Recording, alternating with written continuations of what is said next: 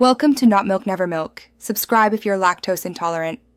You begin by deciding what the X page must accomplish and who will use it. Once clear, pick a domain and hosting with HTTPS so your site is trusted. Next, create a project repo and folder structure, add index, HTML, basic meta tags, and a minimal CSS file. You should also add a README and branch for development.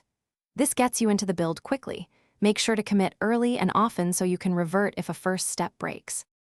You now build the page. Craft semantic HTML with header, nav, main, and footer so screen readers and crawlers work well. Once structure exists, apply responsive CSS using grid or flex, set type scale and color variables, and test at common breakpoints. Then add JavaScript for essential interactions like form validation and lazy loading images to improve perceived speed.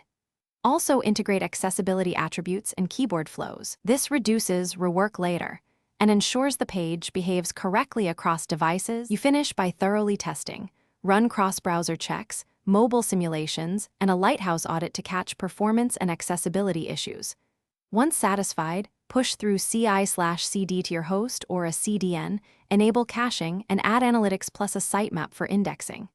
After deployment, monitor logs and user reports. If errors appear, revert to a safe commit and patch in a feature branch.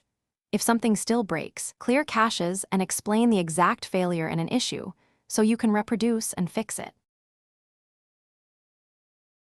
Thanks for watching. If this was helpful, leave a like and consider subscribing. See you next time.